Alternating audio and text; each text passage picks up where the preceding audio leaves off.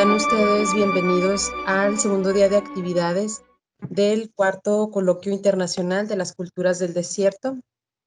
Hoy tenemos la presentación de la conferencia titulada La migración como encuentro, choque de otredades, y para esto tenemos la presencia de la doctora Cintia Bejarano y de la doctora María Eugenia Hernández. A continuación voy a leerles una breve semblanza de cada una de ellas en este orden que las mencioné. Cintia Bejarano es originaria del sureste de Nuevo México, área Paso del Norte. Recibió su licenciatura y maestría a través de la Universidad Estatal de Nuevo México, para más tarde recibir su doctorado de la Universidad Estatal de Arizona en 2001. Inmediatamente después de terminar sus estudios, se unió como profesora al Departamento de Justicia Criminal en la Universidad Estatal de Nuevo México, donde permaneció en su puesto hasta el 2014. Hoy en día, como profesora, Bejarano forma parte del Departamento de Estudios Interdisciplinarios y Estudios de Género y Sexualidad en la Universidad Estatal de Nuevo México. Su área de investigación se enfoca en la violencia fronteriza, cultura juvenil, trabajadores agrícolas, asuntos de inmigración e inmigración y la violencia de género en la frontera de Estados Unidos y México. Y ahora leer la semblanza de María Eugenia Hernández. Ella es docente de la Universidad Autónoma de Ciudad Juárez, donde disfruta enseñar, aprender procesos de escritura creativa, arte fronterizo, teoría del cuerpo y seminarios de investigación. Sus ejes de investigación se concentran en estudios de detención institucionalizada de niños, niñas y jóvenes, pedagogías desde la frontera, teoría chicana feminista, metodologías visuales testimoniales en espacios controlados. Ha trabajado en talleres de pintura con niños migrantes en España, Marruecos y Estados Unidos por los últimos 15 años. Actualmente trabaja en el proyecto Desierto Arte Archivo, en donde se entretejen los entornos ecológicos como procesos de extinción natural social junto con León de la Rosa y Gracia Chávez.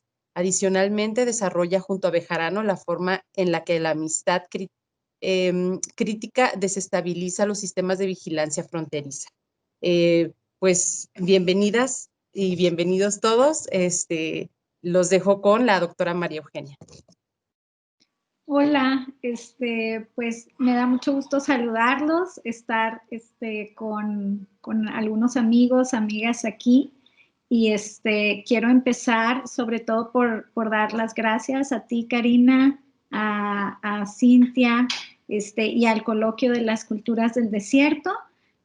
No solo por ser una formalidad, dar las gracias, al contrario, este coloquio nos está haciendo que por fin nos encontremos, nos conozcamos, y está generando aparte, paralelamente, este coloquio, pues un encuentro a través de conformar la posibilidad de una red. Y esto es un acto de mucho trabajo, es un acto muy noble y sobre todo porque tiene que ver con trabajar para el futuro, ¿no? Esto quizás no veamos los frutos, algunas de nosotras, pero se queda para estructurar un futuro en donde estemos más cerca unos de otros, ¿no? Y esto se me hace muy, muy padre. Bueno, voy a subir la presentación y ya para empezar, y muchas gracias por esperarnos, para iniciar la sesión. Entonces, aquí denme un segundito. Aquí voy a subir la presentación, poquito a poquito.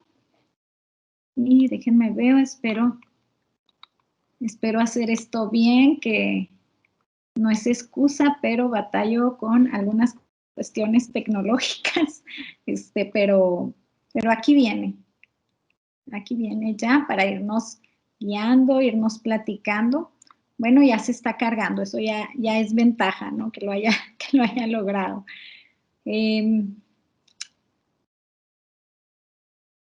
Un segundito más está. Y bueno, pues me gustaría empezar por comentarles que, bueno, el encuentro que tenemos, la doctora Bejarano y yo, Cintia, mi amiga, es mi amiga de muchos, muchos años, pues lo que tenemos nosotras en común y por lo que estamos trabajando juntas es porque coincidimos, nos conocimos precisamente a través de un congreso, ¿verdad? Nos encontramos como las mexicanas que estaban yendo a tratar de encontrar respuestas en otro lado, ¿no? Porque no las encontrábamos en nuestro propio territorio. Y bueno, nos dimos cuenta que las dos estábamos trabajando, cada quien de un lado, pero pues que las personas en las que más nos concentramos son los niños, niñas y jóvenes que están cruzando o que llevan años en este cruce entre las fronteras. También trabajamos juntas y coincidimos pues a partir de que nuestras metodologías tienen que ver con la etnografía. La etnografía pues nos sitúa muy concretamente, ¿verdad? Nos pone un panorama muy, muy concreto de observación, de análisis, es decir, nos centramos, ¿verdad?, en elementos muy de comunidad, muy de familia, muy de redes muy, muy pequeñas. Sin embargo, también criticamos nuestros propios procesos metodológicos, porque, bueno, parte de nuestra amistad y de nuestras inquietudes, nuestro intercambio académico tiene que ver también con esos límites metodológicos, ¿no? Esos límites en donde hay procesos que quizás escapan el razonamiento académico. Y bueno, también es importante aclarar, exponernos que nosotros partimos desde una perspectiva feminista de color, es decir, esto podríamos muy concretamente verlo desde dos ejes. Desde una etnografía feminista pensamos que la experiencia es crucial, la experiencia de las personas es donde se detona todo proceso, inclusive que se va entretejiendo con procesos amplios, macros, pero pensamos partir siempre desde la experiencia concreta. Y bueno, por otro lado, el contexto en donde se lleva esta experiencia, ¿no? Entonces, la experiencia de vida en un entorno, ¿no? En un espacio y en una vivencia sobre los tiempos. Eso sería como nuestros vínculos, ¿no? Y bueno, por supuesto que como académicas, como amigas y como feministas, pues ustedes van a ir viendo cómo esta presentación tiene que ver con esos encuentros que tenemos, pero también con esos desencuentros, ¿no? Y que consideramos que ambos son igual de importantes. Entonces nosotros queremos compartir con ustedes a manera de diálogo, ¿no? Queremos invitarlos, aunque ahorita pues tenemos así como el enfoque entre lo que nosotros platicamos y cómo trabajamos, pero bueno, es a partir, ¿verdad?, de estos tres ejes. Nosotros queremos legitimar, validar y posicionar a la frontera como experiencia de vida, ¿no? Nuestra experiencia como dentro de este entorno, ¿no? Y este entorno pues tiene que ver con practicar la amistad en espacios que continuamente te recuerdan que no vas junto, en espacios que son como estas cuerdas que te siguen jalando, ¿no? Porque hay una etiqueta en un pasaporte que dice que uno es de un lado y el otro es del otro, y a partir de ahí se estructura continuamente la intención de la separación, ¿no? Entonces, es radical en el sentido, no porque tengamos una práctica, ¿no?, radical en sí misma, sino porque en momentos de alto separatismo, el cuidar algo tan frágil y tan hermoso y tan resistente como es la amistad, se convierte en un tema radical, ¿no? Es un poco como cuando no cruzamos la frontera nos cruzó. Bueno, pues nosotros no queríamos ser necesariamente feministas, amigas radicales, pero hay que hacer ciertas cosas radicales como un poco para cuidar estas experiencias de amistad, ¿no? Que en cualquier momento se empiezan como a diluir, a destruir, ¿no? Y bueno, nosotros hemos estado trabajando mucho en esta cuestión de plática, ¿verdad? De mantener una plática sostenible, sostener esa plática, ese diálogo continuo, y entendemos que estas plásticas pues se van a ir desplazando, ¿no? Estas pláticas tienen que desplazarse. El segundo eje que presentamos es la idea del bienestar cultural. Y bueno, vamos a presentar otro de los ejes que trabajamos dentro de la amistad radical, que tiene que ver con la idea de desértica feminista. Y bueno, es el resultado de responder, ¿verdad?, ante un entorno de vigilancia, un entorno que también, por medio del control de los cuerpos humanos, está también destruyendo entornos ecológicos. Entonces, aquí vamos a trabajar un poco más en esta idea de desértica feminista, que nos pareció como nuestra gran oportunidad de este coloquio, ¿no?, para presentarla. Y por último, bueno, este cruce de narrativas y de métodos, que es un tema que también está permeando en toda esta conversación sobre qué significa esta etnografía crítica que tiene que moverse, ¿no?, a fuerza, y que, bueno, como les mencionaba, tiene que ver con forzar también nuestros propios encuentros, ¿no?, con trabajarlos para que no se pierdan, y estos encuentros involucran también pues que estemos chocando con otros sistemas, ¿no? Aquí le muevo. Y entonces, bueno, nosotros no tenemos per se una estructura que queramos seguir en la presentación. Vamos a tratar, tenemos 3 días tratando de encontrar un orden para que sea un poco más accesible, pero también tenemos que aceptar cómo estamos trabajando, ¿no? Y entonces, más que una estructura, pues lo que les queremos presentar es como 2 bloques de discusión, que hablemos de lo que hablemos, estemos tratando de poner atención en lo que estemos tratando de poner atención, siempre van a estar como 2 hélices que se están construyendo una a la otra. Uno es el desierto como guía, ¿verdad? El desierto con todo este simbolismo, ¿no?, que se ha trabajado y que mencionábamos en las semblanzas, ¿verdad? Cómo se ha trabajado también por artistas, ¿no?, tratando en este proyecto en el que nos invitaron de Desierto Arte Archivo, cómo se está tratando de resignificar esa idea de desierto como una forma también de resistir aquellas nociones que tienen que ver con el vacío, con la falta de. Y bueno, nuestra intención aquí no es romantizar, no es ser esencialistas y decir, bueno, pues es todo maravilloso, pero sí combatir algunas connotaciones pues que tienen que ver más con procesos históricos, procesos de vigilancia, y bueno, queremos hablar precisamente del choque entre una realidad que sí tiene que ver con la violencia, con la vulnerabilidad, con tener cuerpo de mujer en estos escenarios, pero al mismo tiempo que esos mismos elementos los podemos resignificar, ¿no? Y bueno, estas son las tensiones que presentamos.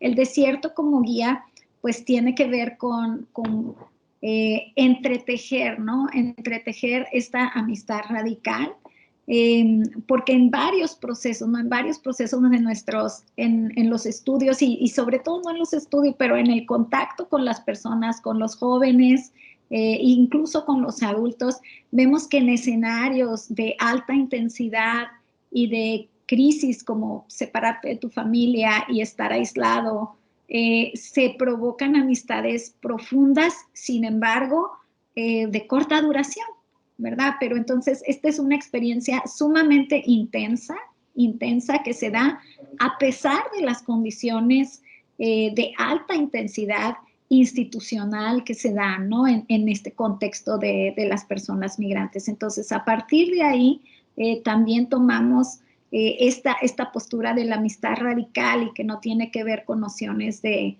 amistades por siempre, pero en el momento indicado, ¿no? Estar abierto a que cuando llegue el momento indicado, estar ahí, no importa qué nos pasó antes, no importa qué nos irá a pasar, pero sí es necesario estar ahí en ese momento, ¿no? Y bueno, hay que también dar aquí como un paréntesis dentro de este encuentro y desencuentro que hacemos entre cómo se ha formulado nuestra amistad, pero también cómo observamos las relaciones de intimidad con los y las migrantes. Y es que tenemos también que aclarar, ¿verdad? O dejar claro que reconocemos que tanto Cintia como yo partimos de un gran privilegio, ¿verdad? O sea, somos personas que tienen pasaporte, somos personas que podemos cruzar, pudimos ir a la escuela. Sin embargo, también reconocemos, no como para escudarnos, sino reconocemos que nosotros estamos en esta posición gracias a nuestros papás que no tuvieron oportunidad, muchos de ellos de ir a la universidad, ni siquiera a la preparatoria.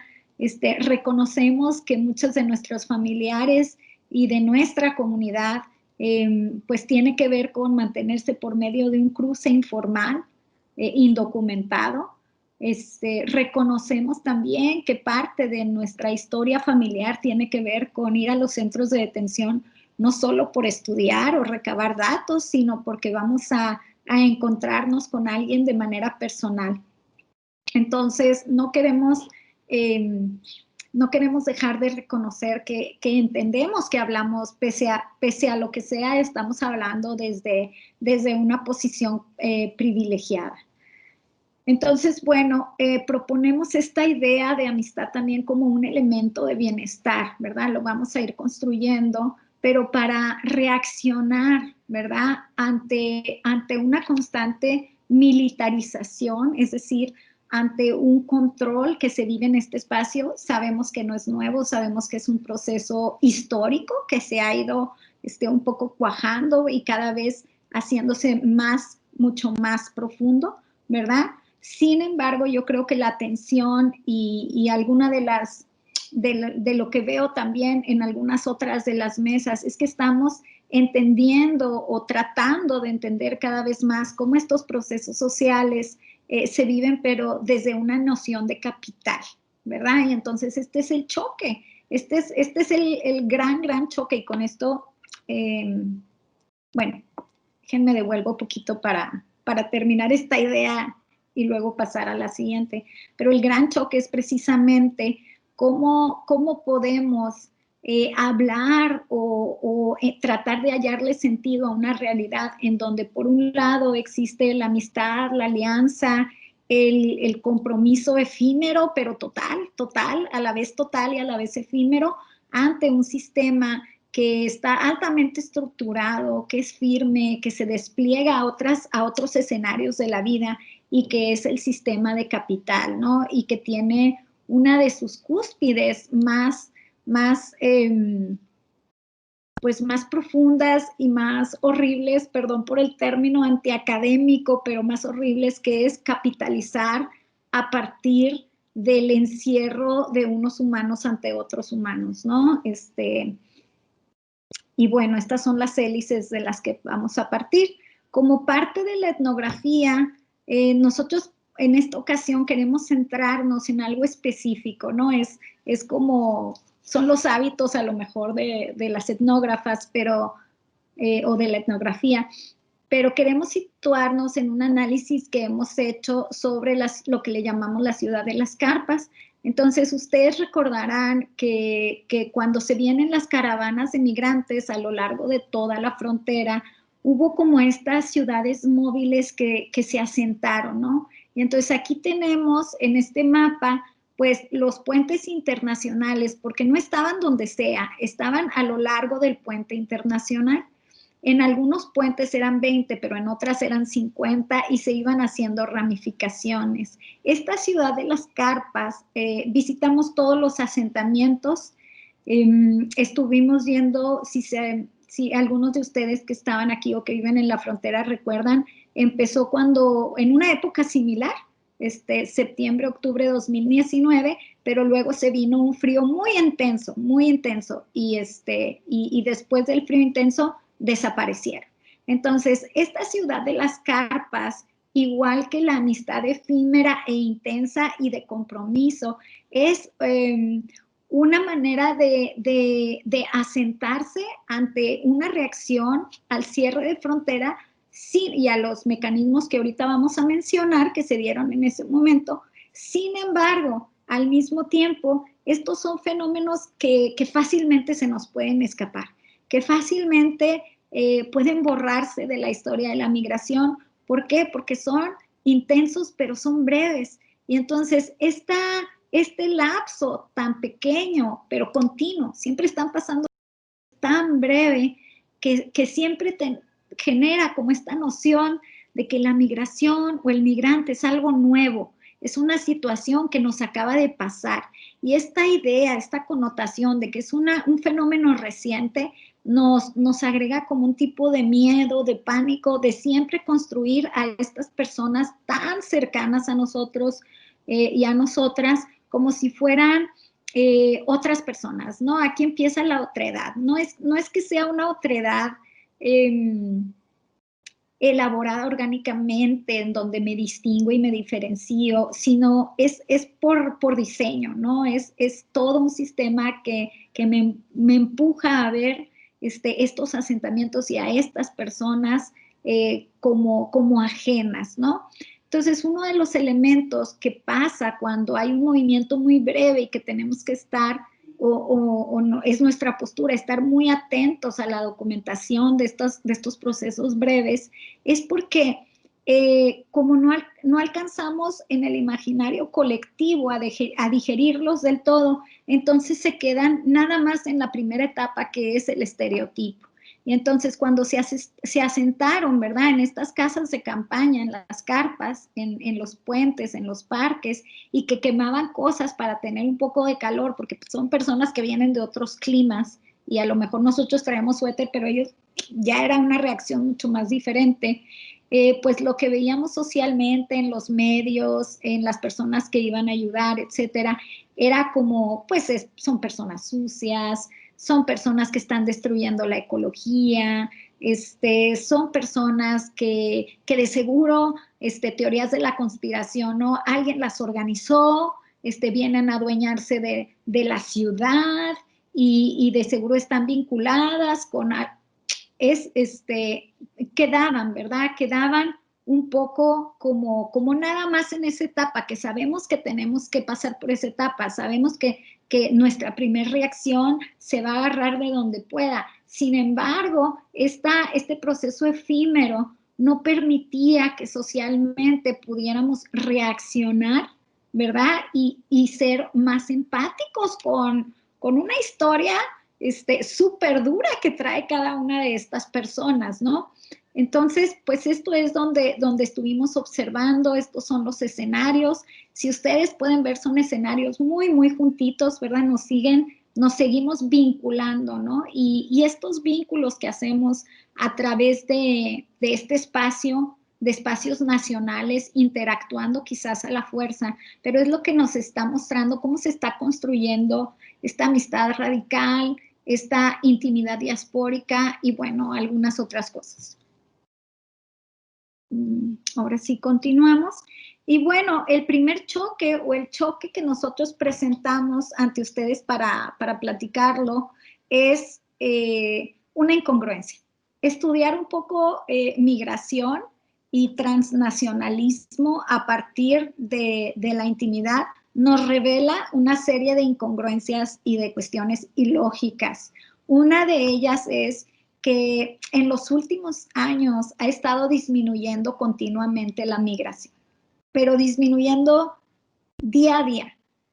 Hay menos trabajadores cruzando continuamente y el trabajo unido al capital también ya no tiene que ver con esa circularidad, ¿verdad? No lo vamos a decir en términos totales, no lo estamos afirmando como algo total, pero hay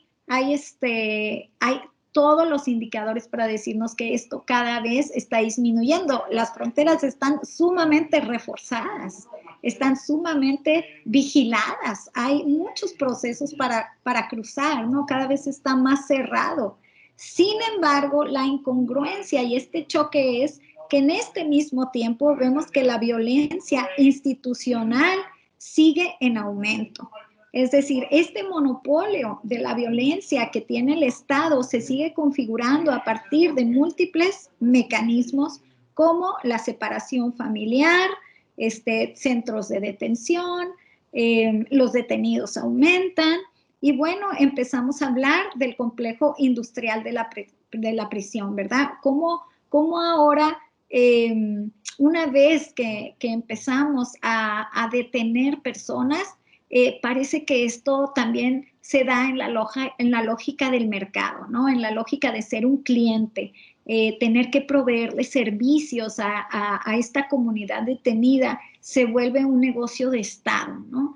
Y entonces por eso se habla del complejo industrial de la prisión, ¿no? Cómo ahora este ámbito institucional que tiene que ver con el gobierno o con lo público, pues ahora si exploramos su estructura, pues es más en términos de un capital, ¿no? Ya no hay tanto migrante, entonces ahora tiene que pasar 1 año o 2 años en prisión, mientras a ver si tiene derecho a estar ante un juez o no, y esto va a generar una necesidad de servicios, ¿verdad? De proveer servicios entre una compañía subsidiaria hacia el Estado, ¿no? Entonces, estas lógicas de capital están entrando, no es, o sea, desde la etnografía, desde la observación institucional y desde las carpas, que es una reacción hacia los escenarios de afuera, ¿no? De los territorios que no son dentro de las instituciones. Sin embargo, sí observamos, ¿verdad? Sí observamos la institucionalización de ciertas prácticas, ya sea dentro o fuera de edificios concretos, ¿no? A veces pensamos en institución y es como este edificio, este centro. Sin embargo, es la institucionalización de ciertas prácticas, ¿verdad? Y estas prácticas que vemos en la época actual, pues tienen que ver con las lógicas de capital. Ya no veo aquí dónde están las flechitas. Y bueno, entonces vamos a presentar cada uno de estos choques, pero también tratando de un poco de desarticularlos. Y con esto le doy la palabra a Cintia. Adelante, amiga. Hola, buenas tardes a todos. Quiero decir, antes que nada, gracias a las coordinadoras, coordinadores que establecieron este coloquio y hicieron la gran invitación a incluirme, especialmente a Maru. Siento que me tengo que confesar en este momento de decir que soy, como mencionó Karina, que soy de Nuevo México, soy de un pueblito chiquito cerca del Paso y que soy de la 4ª generación. Así que los y las que están presentes, que me conocen, saben que hablo el español con un acento muy fuerte y les pido pues permiso que continúe, que sigo continuando con la conversación y con eso que Maru tiene la bienvenida de corregirme y todo el mundo también. También quería decir que me da mucho gusto que este coloquio hizo un espacio específico para el trabajo de Julián Cardona, que fue una de las primeras personas que conocí cuando empecé ya de adulta como activista en Ciudad Juárez en el 98, que hace muchos años, sobre el tema de violencia de género. Y pues sigue siendo así como un shock de que falleció, pero les doy gracias que hicieron ese espacio para honrar a Julián.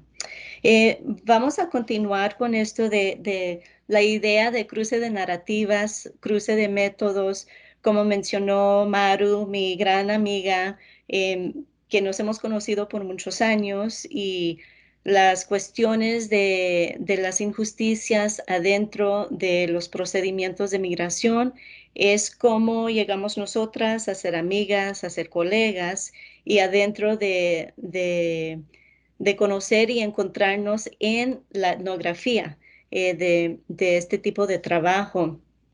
Estamos usando también el trabajo de la DAGA, de ver la cuestión de migración que enfrentamos aquí en la frontera, en el Paso del Norte, como formas urgentes y emergentes de la experiencia temporal. Sabemos que existe, o sea, cuando estaba viendo el mapa que hizo Maru, estaba pensando también de los encampamientos que que observamos en otras partes de la frontera, no solo el nuestro, y que es un fenómeno que se ha institucionalizado, que es algo histórico, es el legado de los Estados Unidos también. Y creo que yo lo puedo decir hasta más fuertemente porque pues afortunadamente y desafortunadamente es mi país. Yo soy de la cuarta generación.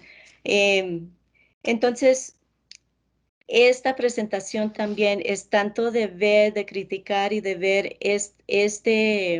el proceso del Estado carcelario adentro de los Estados Unidos y también cómo vamos del lado de donde yo estoy ahorita, la exportación de violencia, que creo que eso es muy, muy importante. Entonces, ahí es en donde vemos las historias de violencia, sistemas de violencia y prácticas de violencia.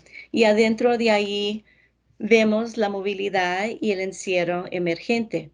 En unos momentos van a ver unas imágenes y quizás este slide que están viendo, pues va a ser más así como van a entender un poquito más los comentarios que estamos haciendo.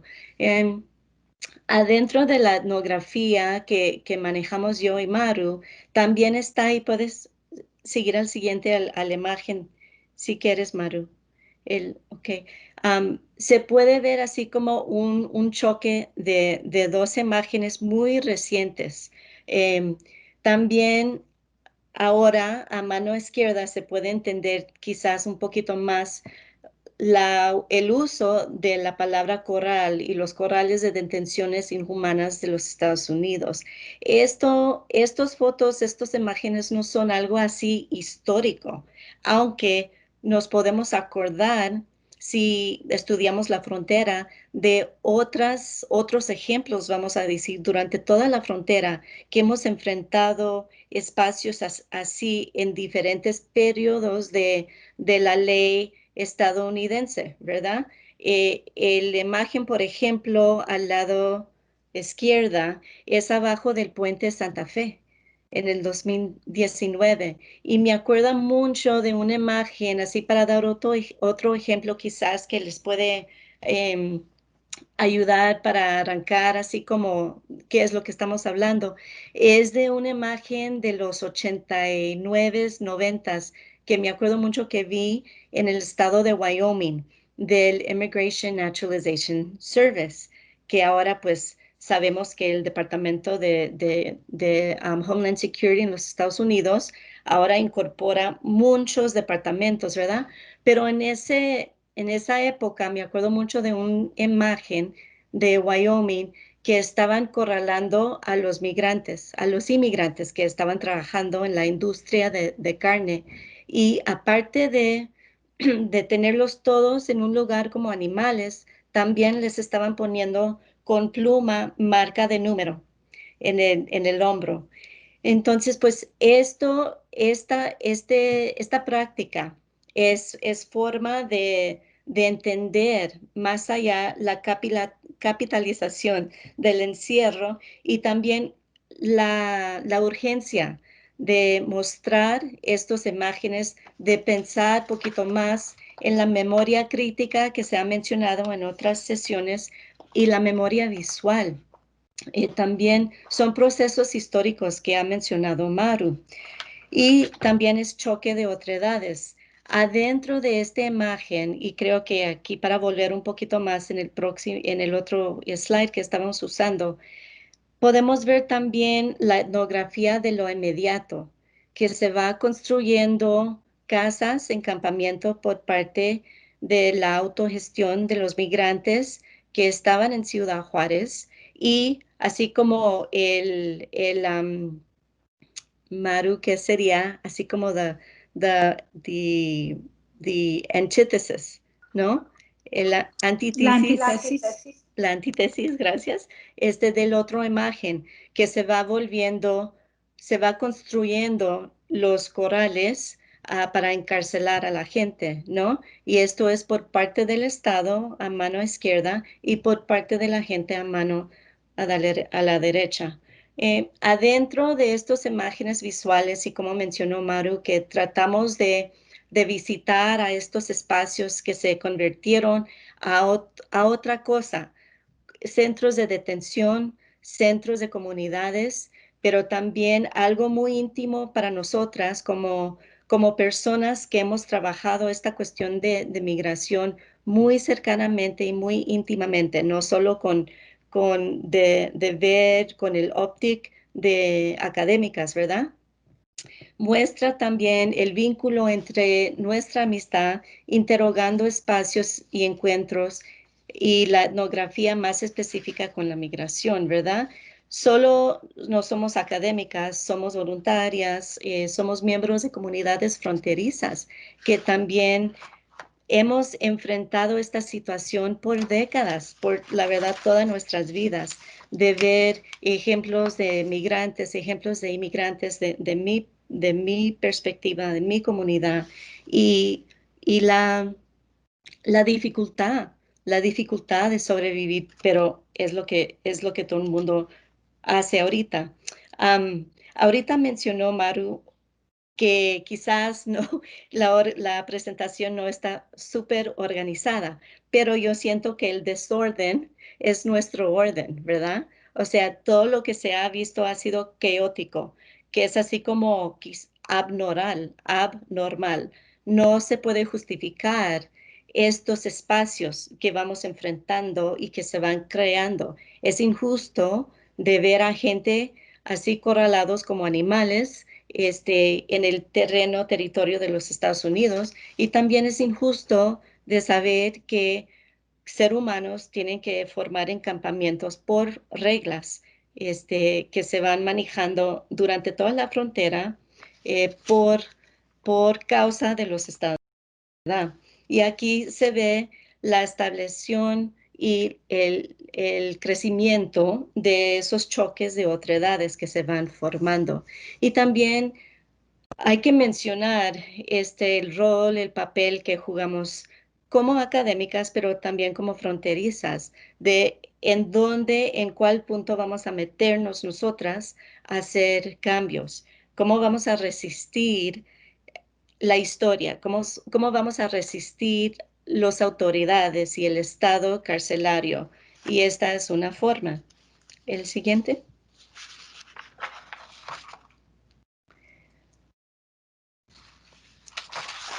También estamos pensando, y hay hay muchos choques de otredades adentro de nuestro análisis que hemos hecho ya durante más de 2 años y hemos platicado, hemos usado estas pláticas desplazadas para pensar en nuestra propia narrativa de ser yo de acá, del otro lado, Maru de allá, aunque encontramos muchas cosas similares adentro de nuestro trabajo, de nuestra amistad, etcétera, etcétera. Y empezamos a pensar en cuando hablamos del estado carcelario, hay que pensar no solo en el estado carcelario y como la ciudad como cárcel o la ciudad como encampamiento y luego que se ve los corrales de los Estados Unidos, por ejemplo, pero también de la frontera como una jaula, ¿verdad? Pero una jaula que tiene llave y quizás aquí invito a Maru que, que puede, porque tenemos así como el mismo análisis, pero también punto de vista igual, pero distinto y no, que la jaula también tiene como una llave, como la abertura para poder huir, para escaparse uno, para salir de onda, que el estado carcelario no es único, no es el único poder que existe en la frontera, que siempre hay esperanza y ahorita Maru va a platicar más de eso y el capital, no el capitalismo, pero el capital. Pero adentro de sistemas carcelarios se extiende su control a diversas comunidades, revelando un patrón continuo de desplazo, movimiento forzado, despojo también de cómo las comunidades se empiezan a conectar entre sí vía el Estado.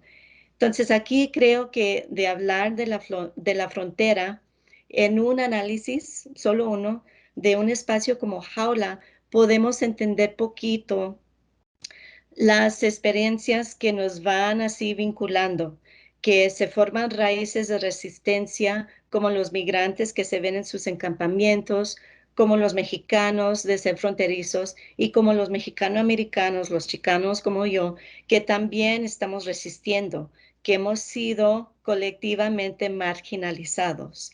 El trabajo de León y Vicente Carpio, que vienen de la Universidad Estatal de Arizona, vienen de estudios culturales adentro de estudios indígenas y estudios asiáticos, que ellos también, o ellas, pues, pueden ver esos vínculos de raíces, de ver cómo el Estado va haciendo conexiones de no solo marginalizar, pero de hacer daño a comunidades marginalizadas o del subaltern, que se ha escuchado mucho adentro de estudios de subaltern studies.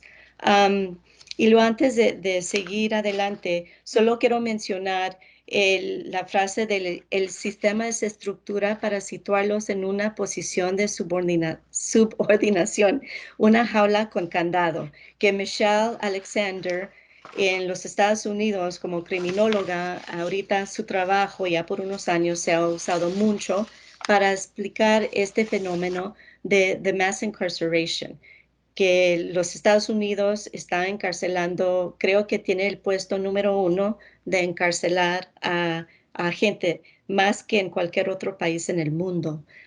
Y ahí también tiene el fuente del símbolo de la jaula también y el condado.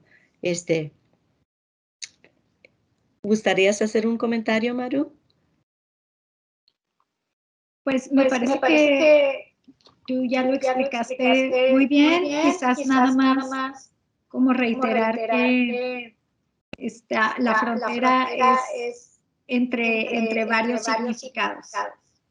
Por un lado, sí es un espacio en donde se ponen las prácticas de la detención y del movimiento forzado de personas, pero por otro lado, también es un espacio en donde encontramos las posibilidades, ¿no? Las últimas posibilidades, el límite donde tienes que imaginar algo distinto, también es ese mismo espacio, ¿no? Nada más. Gracias. ¿El siguiente? ¿Seguimos? Ok, ahora quizás este es es el ejemplo más así profundo para ayudar a explicar el fenómeno del encampamiento, los encampamientos en Ciudad Juárez, igual a todo alrededor de la frontera, ¿verdad? De este proceso de medidas o el medir del encuentro que lo hemos visto específicamente en el puente Santa Fe en Ciudad Juárez. Y es algo que para mí ha sido como un poco de un misterio de cómo se empezó, aunque hemos escuchado que los migrantes propios empezaron su metering, sí. En inglés es metering y la práctica de metering, pero el fuente de metering parece que como los Estados Unidos y los agentes de US Customs and Border Protection como cooptaron o cooptar esa práctica de metering que se hizo, aunque empezaron los propios migrantes, asentamientos espontáneos, ¿verdad? Fue como se formó como autoorganizaciones en los asentamientos y de ahí parece que los US Customs and Border Protection empezaron metering, el proceso de metering, la práctica de metering. US Customs and Border Protection empezaron ese procedimiento de metering, el número fijo de solicitudes independientes de la necesidad de asilo.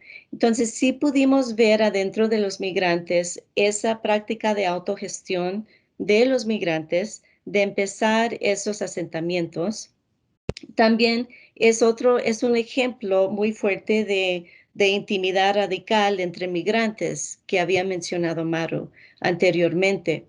Los asentamientos mantienen a los migrantes en línea antes de hacer la línea con la solicitud de asilo en Estados Unidos, y en los refugios se podría ver también que les daban así como a los migrantes sus números y luego una pulserita también con el número, que eso también en un análisis puede ser medio problemático también, de ser así como identificación con un número. Es igual ese proceso del estado carcelario que se encuentra, por ejemplo, pues en cada lado del universo, pero en los Estados Unidos. Eso es súper importante, por ejemplo, que un prisionero que se acuerda de su número de registro como encarcelado, como un prisionero, ¿verdad?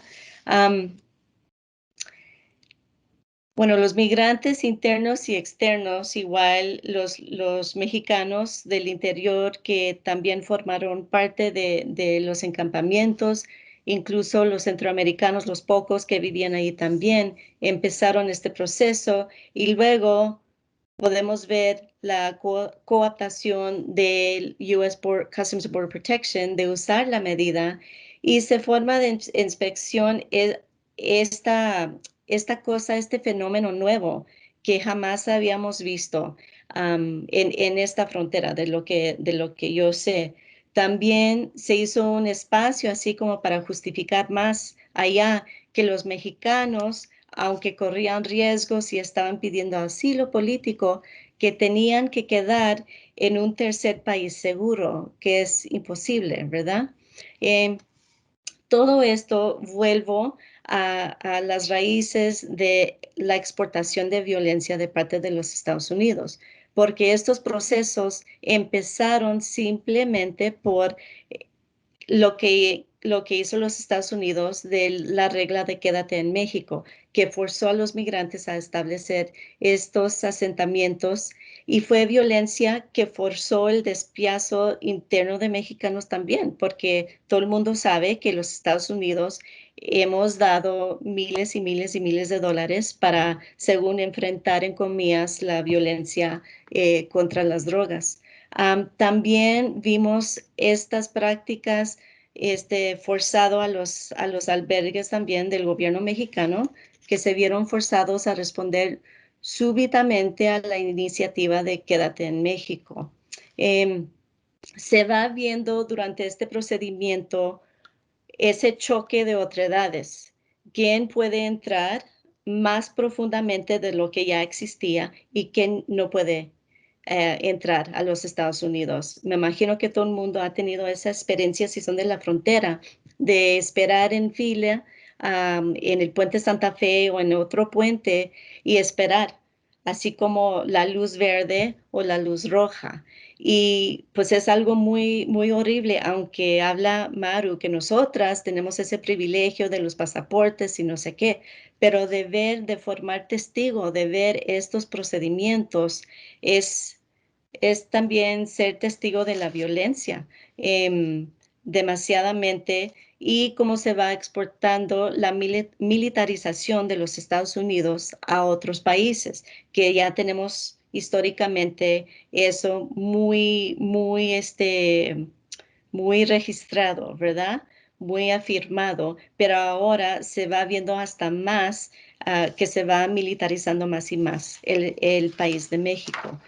El próximo imagen, para más o menos para terminar este análisis, y luego Maru va a seguir con otro aspecto del análisis, es esta imagen se supone que no se puede tomar imágenes, fotos al puente internacional o sea, por muchos años ya.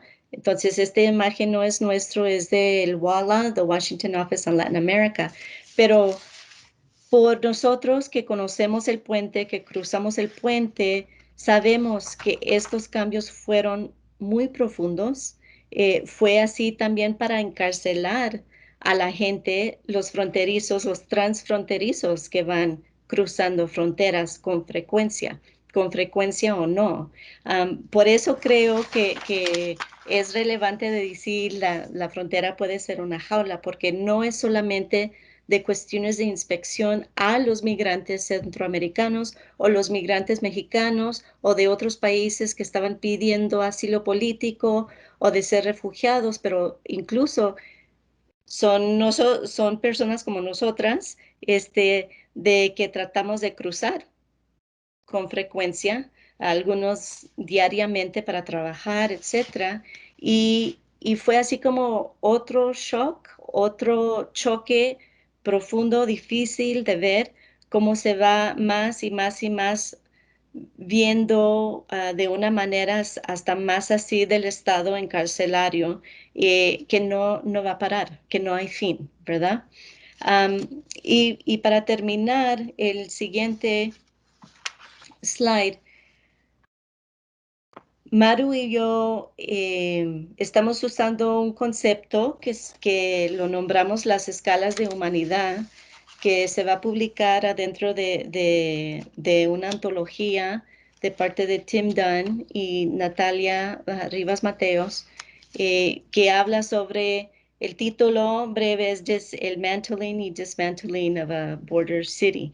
Y usamos como, ¿qué será? Framework. Usamos estas escalas, ¿verdad? Las escalas de humanidad que representan lo peor de la humanidad, que muestra detenciones y carceleros fronterizos, y el otro lado de la escala humana que forma nuevas relaciones y redes de personas, que ahorita va a hablar un poco más Maru. Nos dedicamos al lado de la escala que se basa en las relaciones que se establecen por medio de la esperanza y la dignidad, por medio de la lucha compartida por los derechos a través de fronteras nacionales y ciudadanías truncadas. Así es, también vamos aprendiendo que los migrantes cambian los lugares en donde están, en donde cruzan y las relaciones que hacen, ¿verdad? Estas relaciones íntimas de amistad, de vecinos, quizás, de personas se hacen así como vecinos express cuando están en el desfile, ¿verdad? En este proceso de metering o como lo queremos nombrar, pero sabemos que son procesos así que tenemos que tomar en serio y poner mucha atención, como yo y Maru, bueno, que decimos que el fuente de nuestra amistad vino por esto, de ver así el análisis crítica, el análisis qué es lo que está pasando en la frontera y qué es lo que podemos hacer diferente. ¿Okay? ¿Okay? Te paso la voz, Maru. Muy bien. Muy bien. Pues precisamente así como menciona Cintia, y devolviéndome un poco, así como no tenemos índice, pues también manejamos como más que reaccionar a algunas tesis, creo que estamos en pura antitesis, y bueno, lo que planteamos es este choque, ¿verdad? Las escalas de humanidad también nos proponen pues ver como esta polarización de la percepción de la migración, ¿no? De estos procesos de encuentro y desencuentro.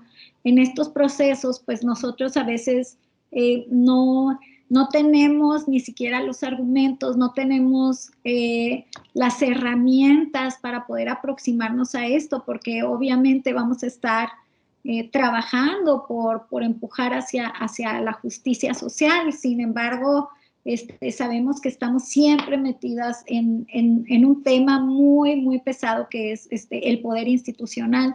Por lo tanto, a veces nuestras prácticas nos llevan a considerar otro tipo de escrituras, a darnos algunas libertades. Y bueno, esto es lo que a veces hacemos, ¿no? Escribimos nada más frases sobre percepciones encontradas, ¿no? Entonces, vemos que estas caravanas de migrantes, este movimiento de personas, hay una percepción como no tiene una rutina, no tiene ritmo, no hay horario, no hay ni siquiera una ciudadanía. Y lo que permea ambos polos, ambas escalas, pues es que sí efectivamente siguen una urgencia, es una urgencia inmediata como tener que irte de tu casa y esa decisión tomarla en 12 horas. Reconoce profundamente el proceso de desigualdad, las personas que observamos y nuestra propia experiencia generacional es testigo de profundos procesos de desigualdad y también reconoce el proceso y no la situación concreta. Es decir, a pesar de que sea un proceso de larga duración, ¿verdad? Nos concentramos en porque estas situaciones valen la pena, pero también haciendo siempre referencia que tiene que ver con algo mucho mayor, de más larga duración. Por lo tanto, cuando vemos los asentamientos, ¿verdad? Cuando exploramos de cerca esta ciudad de carpas que empieza y también ya no está en otro momento, pues sí tenía una rutina, sí tenía un ritmo, sí tenía un horario y sí tenía una ciudadanía. A lo que nos referimos con esta reacción también con nuestra escritura, ¿no? Que ha sido problemático, a veces ustedes que vienen de muchas áreas, pues pueden decir, pues es muy sencillo, ni siquiera es algo muy, muy radical. Sin embargo, nos hemos enfrentado dentro de nuestras propias disciplinas con algunas resistencias para presentar esto como un argumento en sí mismo, ¿no? Entonces, a lo que nos referimos, que quisiera volver a la etnografía, ¿verdad? Al estar ahí cara a cara con la situación, es porque ante esta reacción del metering que veíamos en la historia de la migración en Estados Unidos, pues una obsesión con la documentación, pero ahora lo que vemos es una medida de procesos de encuentro, ¿no? Esto es lo que nos alarma, empezar a medir otro tipo de procesos. Sin embargo, en la ciudad de las carpas, nosotros veíamos que la gente no era desorganizada. Ellos empezaron también a asignarse números, porque tenían otra lógica de la inclusión. O sea, llegaba gente y independientemente de las autoridades que hacían un laberinto burocrático para entender el proceso, es muy, muy difícil estar al día con migración, ni aunque fuéramos abogados de migración transnacional, son medidas que están cambiando y cambiando, y aparte que tienen el privilegio de ser discrecionales. Y esto significa que el agente que está cara a cara es quien decide interpretar la ley en ese momento, y eso es válido legalmente. Entonces, ante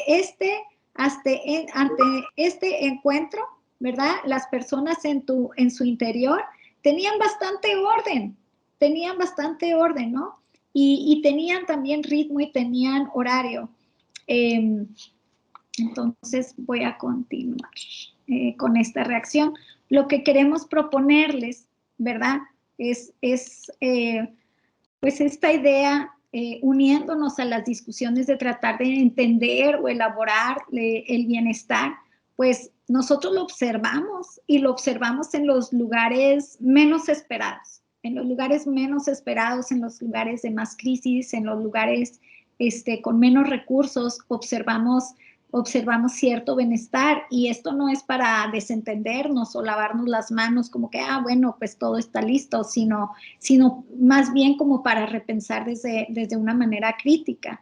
Entonces, nosotros lo que vemos es pues que tenemos ciertos capitales, ¿no? Las personas en movimiento, las personas migrantes, niños, niñas, familias que se forman efímeramente también, pues tienen este capital aspiracional, ¿no? O aspirar, o sea, este capital de aspirar a algo mejor. Esto lo basamos en un trabajo que ha hecho por muchos años, es un trabajo muy cuidado de Tara Yoso, en donde ella elaboró a través de percibir las familias sobre todo de chicanos y chicanas, y cómo aspiraban que sus hijos fueran a otro tipo de vida y que estuvieran en la escuela, enfrentaban mucha resistencia porque había un sistema institucionalizado que hablaba en otro idioma, no literalmente inglés-español, sino estructuraba los conocimientos de una cultura como privilegiados y lo de otra como subordinado. Entonces, a pesar de ese sistema que ya venían de una desigualdad que los hacía salir de un país y llegar a otro en donde la desigualdad continuaba, se detecta este capital que tiene que ver con reaccionar hacia tener muy claro un objetivo independientemente de las condiciones que te rodean. De aquí pasamos al capital para navegar, o que quizás se entienda mejor como un capital de negociación, en donde entendemos que es inevitable entrar en estas estructuras de poder, pero aprendemos cómo a navegar en ellas para resistirlas, ¿sí? Entonces, en la parte concéntrica nosotras identificamos a través del trabajo de Tara Yoso, pues estos capitales que nos permiten entender y aprender, sobre todo, que nos dan las lecciones sobre cómo las personas sobreviven, y no solo sobreviven, sino cambian el rumbo de sus vidas, muchos no, pero muchos sí, a través del desarrollo de este tipo de capitales, tanto en su persona como en sus comunidades. Pero también en la parte exterior, pues vemos cuál es el vínculo o las resistencias entre un capital y otro.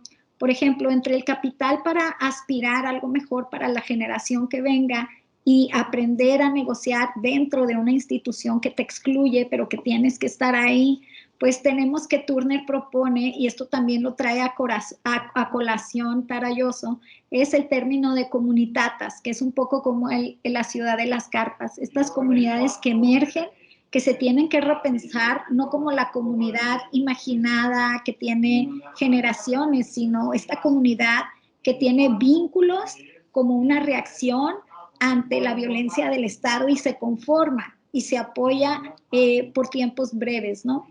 El tiempo puede ser breve o no, pero se conforma rápido. Entre el capital para negociar y la resistencia tenemos cada vez más el despliegue de un Estado carcelario. Este es un movimiento que no solo se vincula con la migración, cada vez más vemos en el mundo movimientos para que la edad de poder estar en la cárcel sea disminuida. O sea, vemos estos ataques a la juventud y a la niñez como esta posibilidad de cada vez enjaular, encerrar, detener, remover de sus espacios a los y las jóvenes. Y ante esto, pues sabemos también que hay un capital de resistencia. O sea, el Estado reacciona precisamente, porque es un Estado débil, es un Estado que tiene que gritar y que tiene que imponerse porque está rebasado.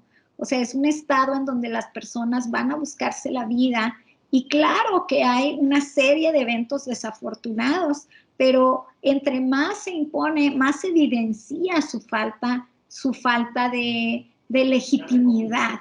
A lo mejor va a poder imponerse por medio de la fuerza, pero entre más sea esta fuerza representada de manera instrumental o de manera material, eso a la vez está diciendo que tiene serios problemas de legitimidad, ¿no? Ese tipo de autoridad.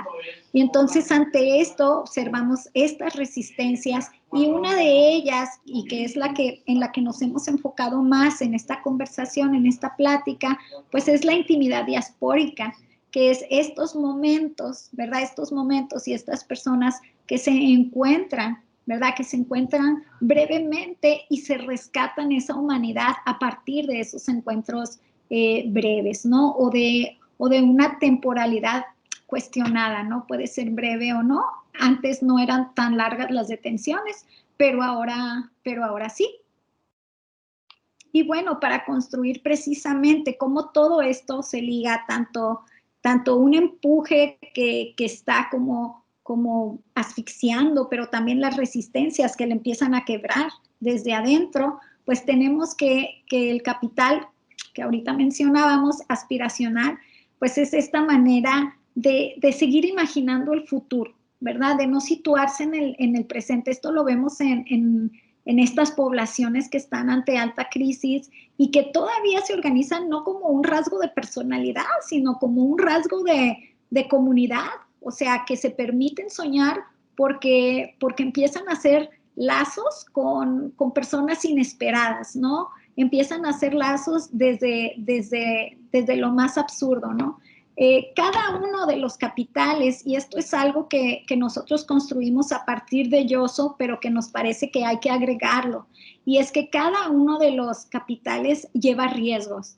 Es decir, que tú quieras imaginar que puedes vivir diferente, que puedes vivir en otro lugar, que independientemente de dónde vienes, tu hijo o tu hija va a tener otro futuro, o tu sobrina, quien sea que estás a cargo, tiene un riesgo. Eso puede sonar así como inclusive un poco romántico, ¿no? Atreverse a soñar, pero para estas personas es importante imaginar nuevas vías para su vida, porque viven en un extremo. Entonces, no hay muchas posibilidades, y pensarlo, tomar la decisión, dejar todo, tiene muchos riesgos, ¿no? Tiene muchos riesgos, por ejemplo, como lo observamos en las mujeres migrantes específicamente, que van a pagar un precio de ser excluidas de la comunidad, pero hay que atreverse, ¿no? Hay que atreverse a imaginar que la vida puede ser diferente. Y continuamos con el capital para navegar, o lo que les decía, que es más bien como un capital de negociación. Se negocia desde el cuerpo, desde entrar en escenarios en donde tú sabes que hay riesgo, ¿verdad? Y esta es la habilidad para poder entrar y salir de las instituciones y de las prácticas institucionalizadas, que estas instituciones y estas prácticas pues no tienen en su diseño ni en su mente servicio, ¿no? Hacia las personas de color, o hacia los grupos hechos minorías. Entonces, la capacidad de poder movilizarte en espacios en donde lo que uno es no existe, o sea, no opera como uno es el capital para entenderlo, ¿no? Entender y vivir entre sistemas continuamente. Este riesgo pues nos lleva a relaciones disyuntivas, y aquí también, y desde el capital anterior y desde lo que mencionaba ya Cintia, pues nos estamos auxiliando, ¿verdad?, de algunos conceptos y algunas prácticas que vienen desde el arte, en donde esta práctica vivencial, ¿verdad?, nos ayuda a entender, ¿verdad?, estos procesos de alta intensidad, pero de muy corta duración, ¿no? Y que se quedan, pero no se quedan en lo material, se quedan como una práctica en sí misma. Entonces, esto escapa, ¿verdad?, muchas veces nuestra lógica académica. Hay experiencias que tenemos que, pues, o estar ahí, o ser testigos, o ayudar, pero no en términos académicos. Sin embargo, nos parece importante traer esa conversación, ¿no? No necesariamente academizarla, pero sí compartirla. Una práctica que tiene que ver con poder negociar estos espacios y correr los riesgos, también los vemos, por ejemplo, cuando las mujeres van a migrar y que saben que tienen que llevar muchos anticonceptivos, ¿verdad? Lo vemos también cuando observamos que se ponen trajes de baño o leotardos, ¿verdad?, dentro de su ropa, muchas capas, para cruzar la frontera, porque el riesgo va a ser inminente, ¿verdad? El riesgo de tener un acoso y un abuso va a ser inminente. Y entonces, quizás podemos desde estas relaciones disyuntivas, más que empezar como con juicios, ¿no? Más que enjuiciar esa práctica, podríamos tratar de ver, bueno, interrogarla, ¿verdad? ¿Qué hace? ¿Cuál es el antecedente para que esa sea la vía? O sea, ¿qué hay como alternativa? ¿O qué pasa cuando ya no hemos ofrecido nada? ¿Qué es eso del vacío total para que tengas este riesgo? Y aún así, al pasar por todo, te atrevas a pensar que todavía tú puedes construir algo mejor para la generación que viene, ¿no? Tu generación inmediata o tu comunidad. Entonces, este capital para navegar, planear, mitigar, pues es un recurso, ¿verdad? Pero también queremos rescatar la humanidad dentro de todos estos procesos, ¿no? Rescatarlo pero también no queremos romantizarlo, ¿no? Como esta comunidad, pues que tiene todos estos recursos. Siempre hemos pensado, Cintia y yo, que los migrantes representan, los y las migrantes representan quizás la parte o una de las partes más ricas de una población, cuando vemos todo lo que pueden lograr, ¿no? Todo lo que pueden tomar decisiones, todo lo que pueden mitigar, y sin embargo, pues siempre la interrogante de nosotros es, ¿cómo es posible, no? ¿Cómo es posible que perdamos a esta gente joven? Estamos dejando sin futuro a este país porque esta gente es sumamente valiosa, ¿no?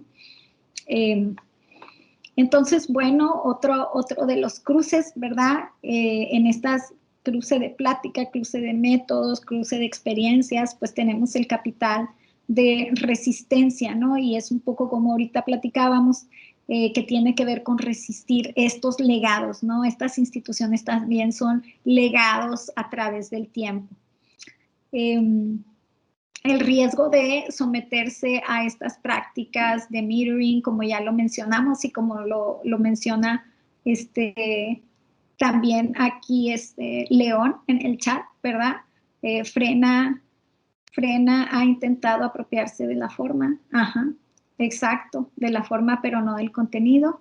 Las carpas son un tipo de resistencia porque no hay de otra, y también te permite la movilidad y también te habla de una organización, ¿verdad? Algo que hemos visto es, no puede ser casualidad que espontáneamente alguien empezó con una carpa, ¿no? O sea, hay una organización, hay una autogestión, una autoorganización en estas comunidades emergentes. Y bueno, dentro de este capital de resistencia también vemos vínculos con algunas otras alianzas o aliados que surgen también de la espontaneidad inmediata. Cuando estaban las carpas aquí, la ciudad de las carpas aquí en Ciudad Juárez, sobre todo en el chamizal, pues nosotros observamos, inclusive ustedes quizás lo leyeron en el periódico, a esta maestra de Estados Unidos que se cruzó, puso un toldo y empezó a dar clases. Entonces pasan elementos maravillosos en estos periodos de crisis, o sea, pasan también cosas que uno se tiene que explicar, cómo esta persona decidió también dejar su trabajo o planear, reagendar, aumentarse el trabajo y venir a practicar cuando el cruce y cuando vuelve, ¿verdad? Cuando vuelve a Estados Unidos, yo me imagino que no puede decir, pues me fui a dar clases porque no tiene la FM, no sé qué, o sea, no tiene permiso. Entonces, también en estas prácticas, que es lo que explica muy bien Cintia con la tabla del metering o de las medidas de estos encuentros, lo que nos hace mucho ruido en el buen sentido de la palabra es que se empieza también a ilegalizar la ayuda, ¿verdad? O sea, esta persona no puede decir, de seguro dijo, pues fue a visitar a un familiar, lo que todos decimos, ¿no? Fui de compras, decimos tanto de un lado como del otro. Sin embargo, es una maestra que se vino a dar clase, ¿verdad? Y entonces hay resistencias, o sea, estas ciudades móviles, estas personas en continuo movimiento, también provocan enseñanzas amplias sobre qué es lo que hay que hacer en un momento. O sea, no cuestionar tanto, sino voy a ir a ayudar, bueno, pues a lo mejor no sé exactamente de qué va la caravana, pero sí sé que todo el mundo tiene derecho a tener una vida digna y que si hay niños, pues vamos a enseñarles o vamos a leerles o vamos a pintar o vamos a ver si hay comida, ¿no? O a dejar chamarras, etcétera, ¿no? Entonces también provocan, yo creo que detonan un tipo de conciencia que no tiene que ver con algo muy rebuscado, sino también con esa humanidad, esa escala de humanidad inmediata que tiene que ver con comprender aquello ajeno, ¿no? En una forma como muy, muy básica. A partir de todo esto, de toda esta experiencia que tiene que ver con nuestra propia forma de vida dentro de nuestras familias en la frontera, con nuestro cruce como amigas y con esta etnografía específica de la ciudad de las carpas, pues nosotros también nos encontramos con otro tema subyacente que nos preocupa y que queremos pues traer su atención y también animarlos a todos y a todas ustedes que están aquí a reflexionar sobre estos nacionalismos metodológicos. ¿A qué nos referimos por esto? Muchas veces estos espacios de frontera se han convertido en lugar donde hay que venir a tomar datos y irse. Estos lugares de frontera que estamos se han venido convirtiendo como en el lugar de turismo académico, ¿no? Estos lugares donde voy a ver a este lado, ¿no? A esta escala de la humanidad y bueno, esto significa que seguimos con el Estado-Nación y que lo seguimos reproduciendo, ¿no? Hay un lugar desde donde hay que ir a extraer y hay un lugar donde yo sí puedo utilizar el conocimiento. Entonces, nuestra plática y nuestra postura desde la amistad significa que la justicia social no es un tema, es una práctica, que la justicia social no nada más es publicar sobre la justicia, sino documentar nuestros métodos y si estos se tardan y si estos son lentos y si estos son problemáticos, pues que así sea. Nuestra práctica de justicia social tiene que ver con tratar de documentar y de enfrentarnos con la vida cotidiana de las personas, pero también en este ímpetu de la etnografía, del registro, del estar ahí, también saber qué es lo que no podemos documentar, también saber cuál es la pregunta que no podemos hacer, también respetar esos silencios que se deben de dar, ¿no? En el proceso de investigación. También el silencio dentro de la etnografía es sumamente revelador, ¿no? También nos conecta en esa escala mucho más empática con esos vínculos que tenemos. ¿Cómo se lleva a cabo esto para nosotras? Y es algo que todavía lo seguimos pensando. Bueno, pues nosotras nos proponemos visitarnos y cruzar cada 15 días. Antes de la pandemia, esa era nuestra meta, ¿no? Cada 15 días, pase lo que pase, visitarnos, aunque sea brevemente. Significa que si tú vienes para acá y haces una línea y bueno, yo voy para allá y también hago esa línea y nos cruzamos porque no podemos permitir que dos estados nacionales insistan en que no pertenecemos juntas.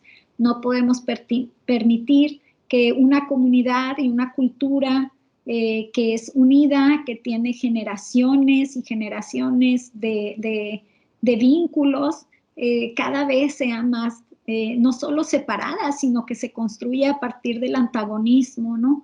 Ustedes saben, y bueno, hay varios escritos también de doctora Bejarano al respecto, sobre cómo se encuentran estos choques entre jóvenes mexicoamericanos de generaciones y jóvenes mexicoamericanos recién llegados y jóvenes mexicanos que cruzan y venimos, ¿verdad? Que nuestra vida a veces académica fue ir y venir, no establecernos en Estados Unidos.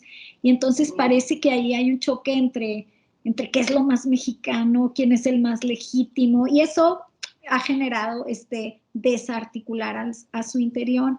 Por lo tanto, sí creemos que hay que reaccionar radicalmente ante esto, ¿no? Hay que recordarnos que somos una cultura con variaciones, no homogénea, una cultura cuyos contextos nos llevan a distintos lados, pero que seguimos igual, ¿no? Por otro lado, que seguimos reconociéndonos. Y bueno, esto significa también trabajar en términos de una coautoría. Significa que cuando Cintia viene a Juárez, pues yo voy a tratar de abrir puertas para ella, ¿no? Metodológicamente, puertas que tienen que construirse a partir de la confianza que a lo mejor ya hay en algunos lugares para mí. Y de igual manera, cuando cruzamos también hay otras puertas que son muy difíciles que se abran para mí, ¿no? Y entonces son estas alianzas también que se dan en términos de las prácticas. Y brevemente les doy un ejemplo. Cuando yo estaba haciendo mi tesis de doctorado pues estaba estudiando y tratando de estudiar a los niños detenidos, pero de Estados Unidos. Siempre los había estudiado pues desde el 2008, 2005 hasta la fecha los había estudiado y había hecho prácticas con niños, niñas y jóvenes del lado mexicano ya cuando eran deportados, pero ahora quería ver el proceso de deportación, de detención en los centros, que tiene que ver también con colores y con números y esto. Por 2 años pedí permiso por 2 años y nunca pude entrar hasta que Cintia me lleva a un lugar y bueno, se expone, ¿no? Corre estos otros riesgos para que pueda hacer este análisis. Yo creo que sabemos que estos lugares son lugares en donde no queremos que todo el mundo vaya, ¿verdad? Son personas y hay que tener mucho cuidado con la información de estas personas. Entonces, una relación de amistad, una relación de confianza, nos permite también ver como esquemas mucho más amplios y que nos encanta hacer lo que hacemos, nos encanta hacer etnografía. Creemos en la universidad pública, creemos que puede cambiar rumbos. Sin embargo, también creemos en una reflexión transnacional sobre estos métodos. Creemos que hay que buscar como relaciones más horizontales cuando nos vinculamos con colegas de otras partes del mundo. Pareciera como que estamos dispuestos a todo, si no, ¿verdad? No se hace todo por estar en un proyecto o por una publicación, pero el sí centrarnos en las personas, en lo que se debe de decir que hemos documentado y en lo que no se debe de decir, en las coautorías, tanto con las personas, ¿verdad?, que nos brindan sus testimonios como entre nosotras mismas, y el abrir puertas, pues pensamos que son pequeños actos de libertad o de liberación, ¿no?, que todavía en las estructuras académicas pues son difíciles, ¿no?, esos actos, pero pensamos que también se pueden llevar a cabo, que sí se pueden llevar a cabo, que es cuestión de pensar más en términos de estas prácticas horizontales. Y con esto le voy a dar ya la palabra a Cintia.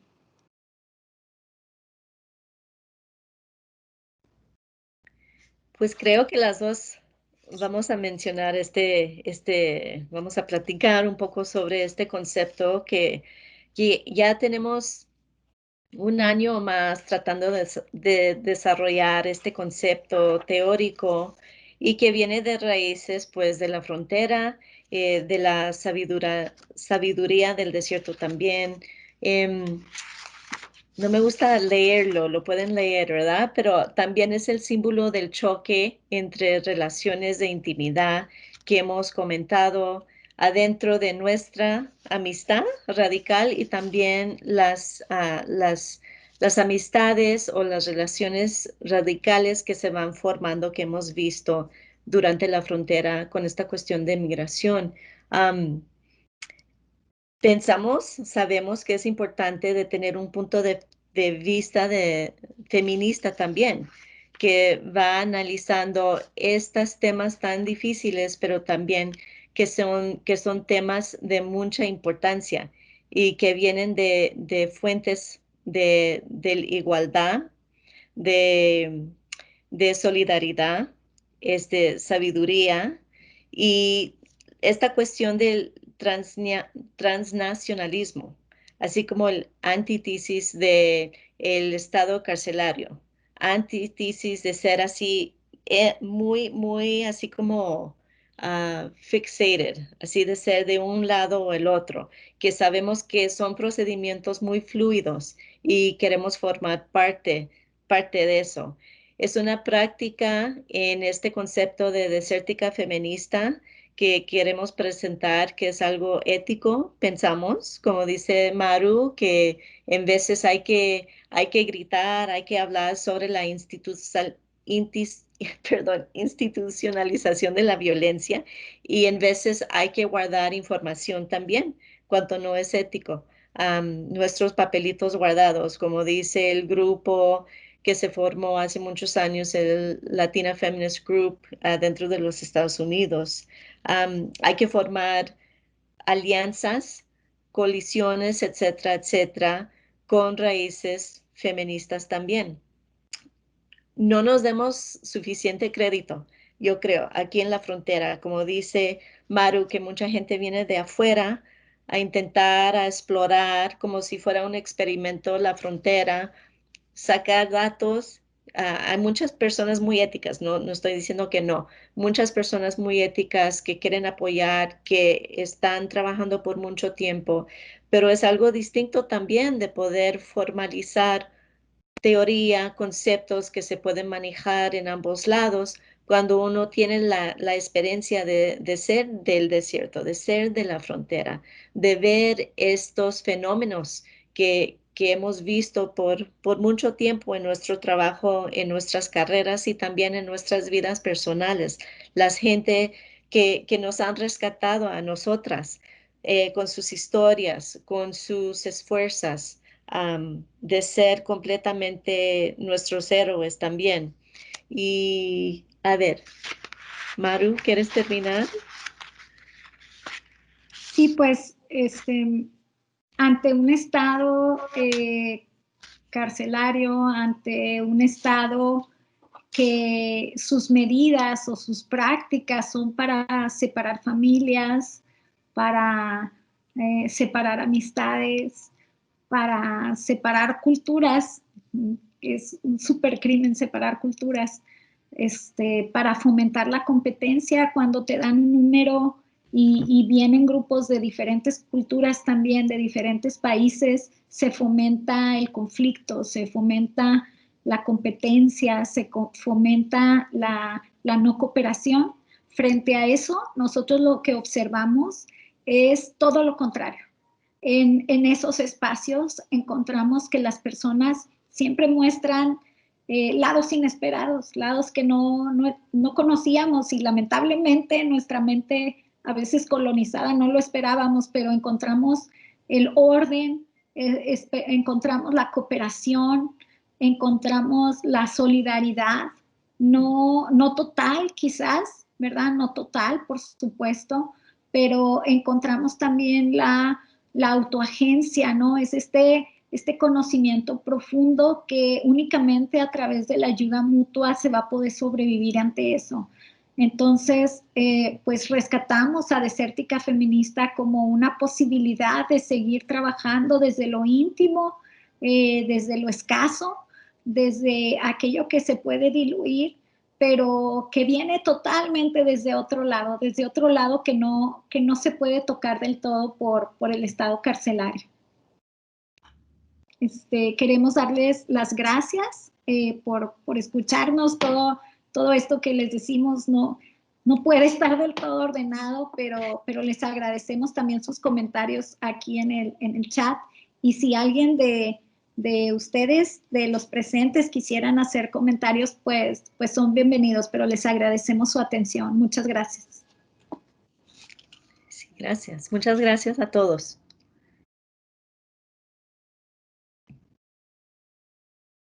Muchas gracias a la doctora Cintia Bejarano y a la doctora María Eugenia Hernández por sus aportaciones. A nombre del Coloquio Internacional de las Culturas del Desierto, agradecemos que hayan compartido esta tarde con nosotras y pues los y las invitamos a que sigan pendientes de los contenidos del coloquio. Muy buenas tardes para todos. Muchas gracias. Nos pasamos bastantito, ¿verdad?, de tiempo. Perdón, gracias. Muchas gracias, Karina. No, gracias a ustedes. Y a todos los que nos visitan. Bye bye. Gracias. Bye.